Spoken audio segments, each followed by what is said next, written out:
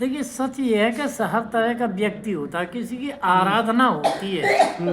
अब मान लीजिए कोई निरक्षर है, उसे ज्ञान नहीं है, अनपढ़ है, या कोई ऐसी कठिनाई आ रही है पढ़ने लिखने में, तो उसकी एक मूल जड़ है, और मूल जड़ को हम कहते हैं बीज मंत्र। बहुत सुंदर। तो बीज मंत्र हमारे यहाँ भगवती का ओम ऐं ह्रीं क्लीं चामुंडाय विच। इस मंत्र के जाप को ही कर ले 1.25 लाख में।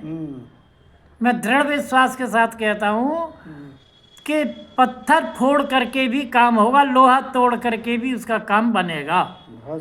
बीज मंत्र में बहुत बड़ी शक्ति है। ये मेरी मैं क्या कहूँ, कौन से शब्दों में कहूँ, प्रयोग करी हुई और कार्य सिद्धि मिली हुई बात है, तब कह रहा हूँ। मुझे भी मिला है, इस बीज मंत्र का जाप मैंने भी किया अपने लिए, और मैंने अपने यजमानों को भी कराया है, और उनके कार्य सिद्ध हुए हैं। इसमें कोई बात नहीं है। अब देखिए एक और चीज़ निकल के आती है बड़ी अच्छी सुंदर, कि नवरात्रि में ही हमारे यहाँ बसंत पर्व प्रारंभ हो जाता है। बसंत कहता है कि आगे बढ़ो, आगे बढ़ो खुशियों के साथ।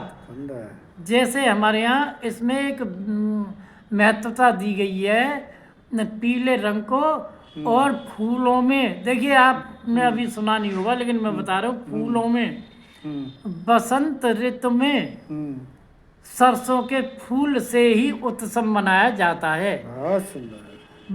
सरसों के पुष्प को लेकर के आप अपने साथी जो भी कोई हो उनको भी जी पीले फूल से उनके मस्तक को स्पर्श करें, तो वहाँ श्री सच्चिदानंद भगवान नारायण कृष्ण अवतार में बड़ा प्रसन्न होते हैं। और जहाँ प्रभु प्रसन्न है तो वहाँ आनंद ही आनंद है। तो बसंतोत्सव से आनंद प्राप्त होता है हमें, खुशियों का। खुशियाँ हमें जब ही होती हैं जब हमारे कार्य सब सिद्ध होते हैं। इधर तो माता रानी की सेवा, उधर बसंतोत्सव, इनको संग्रह करें हम, तो यहाँ उत्सव जब जो होता है जब हमारा मन प्रसन्न होता है। तो बसंत ऋतु यहीं से प्रारंभ है, और ये हमारे यहाँ होलिका दहन तक बसंतोत्सव मनाया जाता है दिन प्रतिदिन। अंत में इसकी शांति के लिए हमारे यहाँ आता है, क्योंकि अब वो शांति किसकी है? होलिका दहन की शांति। कोई भी व्यक्ति जब देवलोक को जाता है तो उसके हमारे यहाँ सारे एक वैधानिक कार्यक्रम बताए गए कि सबसे पहले मुंडन करे, उसका बेटा को अधिकार पहले दिया है, न होने पर तो फिर तो कई अधिकार दिए, किस किस को दिए, सब है, इसमें लंबा हो जाएगा। पुत्र पहले स्वयं स्नान करे और श्वेत वस्त्र धारण करे नई।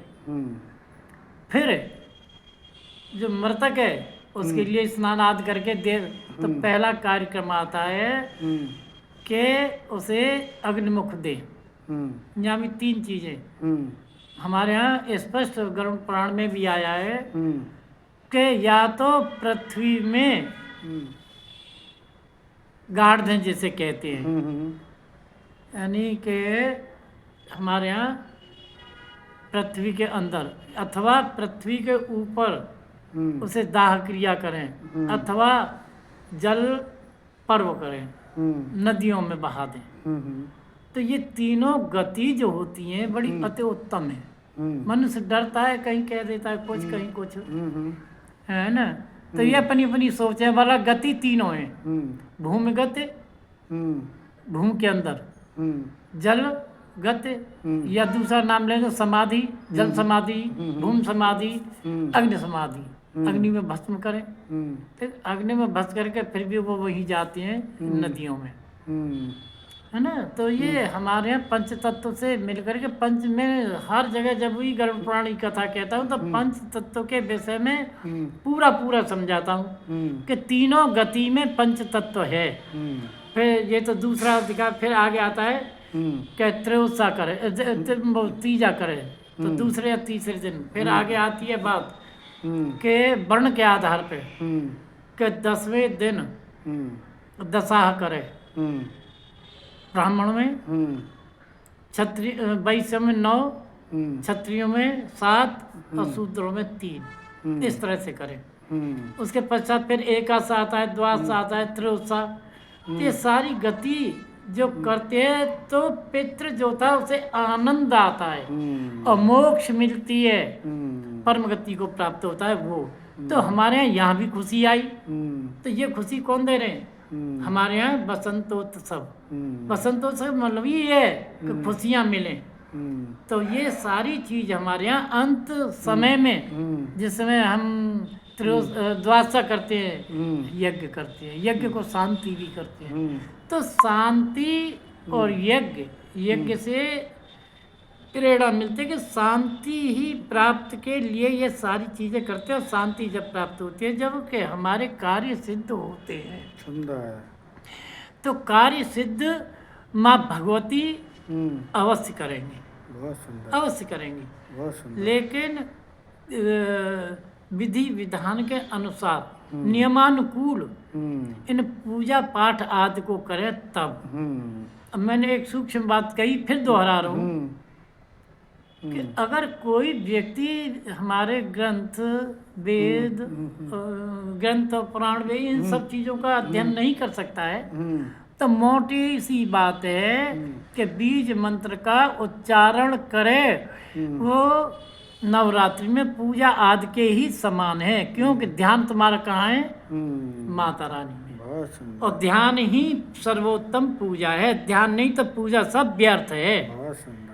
और ध्यान कब बनता है? जब विश्वास होता है। तो विश्वास के साथ, ध्यान के साथ पूजा अर्चना करोगे तो माँ उन्हें खुशियाँ ही खुशियाँ देगी। और वैसे वसंत का अर्थ है पीला, और पीले का अर्थ है भगवान विष्णु को ले लीजिए तो पीला रंग, और कृष्ण को ले लीजिए तो पीला रंग, और राम को लाइए तो पीला रंग। बहुत सुंदर, बहुत सुंदर। तो ये पीले रंग से अवश्य प्रसन्न होते हैं। बहुत सुंदर, बहुत सुंदर। एक चीज मैंने अपनी बुद्धिमत्ता से सोची है, और मुझे विश्वास है कि वो भी लोग लाइक करेंगे कि लक्ष्मी की लाख पूजा करो, लक्ष्मी कभी प्रसन्न नहीं होगी।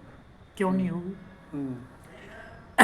लक्ष्मी कहती है जहाँ मेरे पति का सम्मान है वहाँ मैं आदर के साथ, अगर मेरे पति ने स्मरण करे, तुम्हारे ऊपर कृपा नहीं करेगी, तो मैं उनसे अनुरोध करूंगी, वो तुम्हारी ऊपर कृपा बरसाएंगे। बहुत सुंदर। नहीं, मेरे से नहीं, मेरे पति को पहले स्मरण करो। बहुत सुंदर। और पति भगवान नारायण। बहुत सुंदर। अब नारायण को किसी भी अवतार के रूप में आप उनको स्मरण करें। बहुत सुंदर। और नारायण ही आप बसंत से जुड़ के आते हैं। सुंदर, सुंदर। भाई बसंत ही तो है। बहुत सुंदर।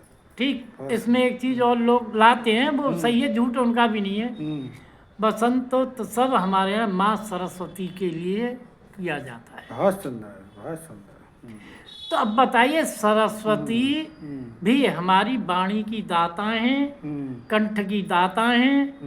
जब हमारे हृदय में विश्वास होगा और ध्यान होगा तो सारी कृपा बरसेगी आपके गुप्त नवरात्रि से।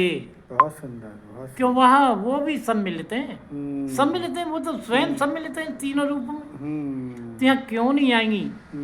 तो सरस्वती वंदना जरूर करें, वही माँ सरस्वती के रूप में लेके आइए, चाहे आप विष्णु के रूप में, क्योंकि विष्णु भी तो पीतम्बर धारी हैं। बहुत सुंदर। और माँ सरस्वती के तो वे श्वेत वस्त्रधारी हैं, और दुर्गा तो सभी वेशधारी हैं। बहुत सुंदर, बहुत सुंदर। कालिका कौन है? देखो काले वस्त्रों में आएगी। हाँ, सुंदर, अति सुंदर। नारायणी कौन है? पीले वस्त्रों में। हैं भगवान शिव की प्रिया को लें तो वो भी काली के समय के रूप को वर्णन करें तो काले में तो ब्रह्माणी का रूप लें तो श्रेष्ठ वसंत लिए तो सभी असल से सही है। बहुत सुंदर, बराबर बसंत ऋतु अति उत्तम है। बहुत सुंदर, बहुत सुंदर, बहुत सुंदर, बहुत सुंदर।